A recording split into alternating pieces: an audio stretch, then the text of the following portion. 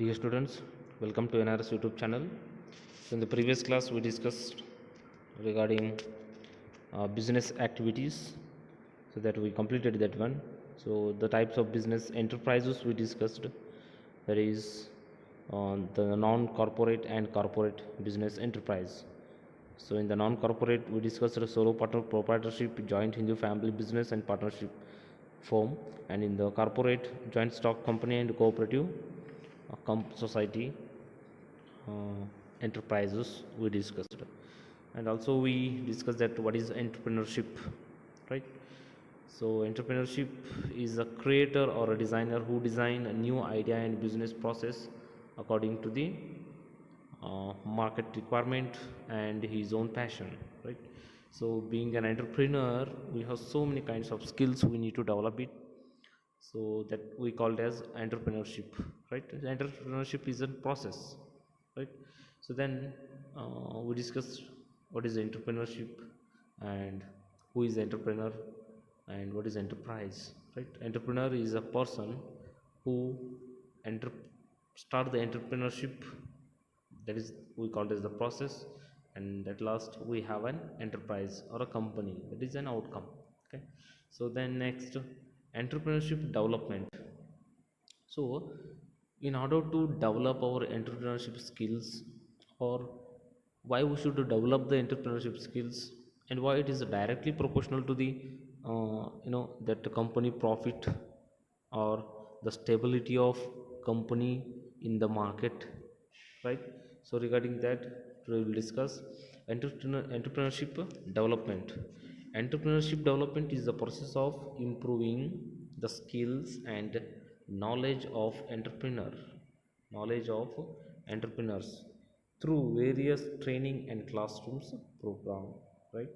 So entrepreneurship, the process, if you want to start, if you want to become an entrepreneur, you need to develop your skills, you need to improve your skills and the knowledge of entrepreneurs by the various training and classrooms program. Entrepreneurship development is concerned with the study of entrepreneurial behavior, the dynamics of business setup, development and expansion of the enterprise. The whole point of entrepreneurship development is to increase the number of entrepreneurs, right? So in order to accelerate the employment generation and economic development, entrepreneurship is promoted to help lessen the unemployment problem, right? So especially in India, uh, we have a special the point or a special training or special kind of that concern we have from the government for the startups, right? So the startup is nothing but a person who want to become an entrepreneur, right? So whenever we encourage the startup, automatically it is nothing but we are encouraging the entrepreneurship, right? So developing the entrepreneurs or developing the entrepreneurship or encouraging the entrepreneurship is nothing but we are reducing the problem of unemployment, right? So that the growth of business and industry, the entrepreneurship development concentrate more on growth potential and innovation. Entrepreneurship development has gained increasing significance in developing an economy. So it is an organized and a systematic development. It is a tool of industrialization and a solution to unemployment problem for any country, right? So not only in India, so most of the countries they are encouraging the startups, right? So today is a startup, or you can just imagine a company which start with just 5 employees, one entrepreneur, he is the boss, and 5 employees. And in some extent or in some years, after the 10 year or 15 years, so that startup will be developed in one of the greatest, one of the most popular company in the world, right? So most of the most successful companies, IT, whether it is IT company or any enterprise company, today's companies, those who are developed and they gained name in the world business field. So like there is Infosys or any Reliance, right? We have Microsoft, right?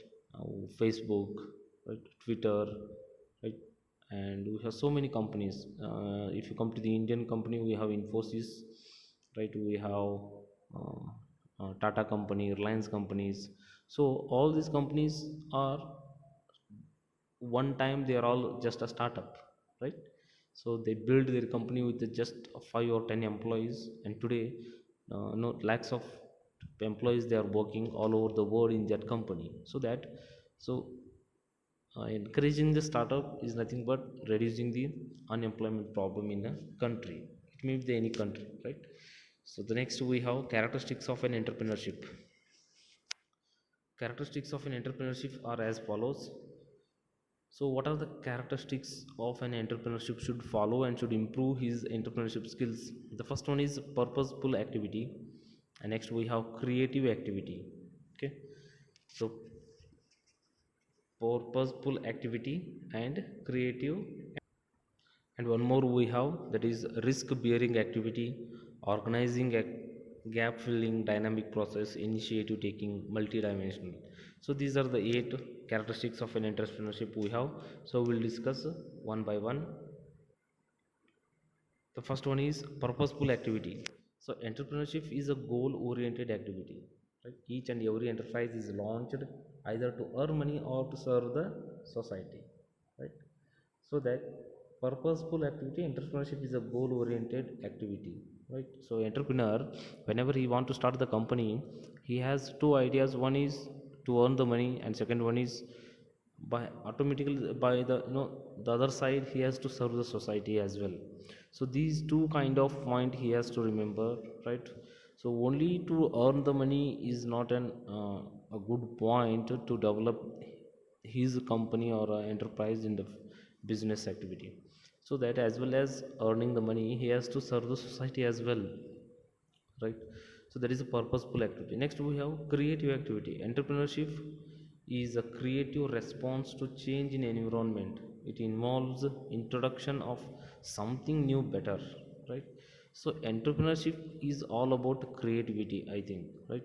So whatever the thoughts you have, and whether it is to develop your business, or to introduce a new product to the market, or to establish your company as a brand company in the market, right? So that it's all about creating then a new activity, or creating creative ideas to implement in your business. So that entrepreneurship is a creative activity. Okay, so the next we have, that, so risk bearing activity, third one. So risk bearing activity, in the sense, entrepreneurship is not an uh, very easy to take your business into the high level.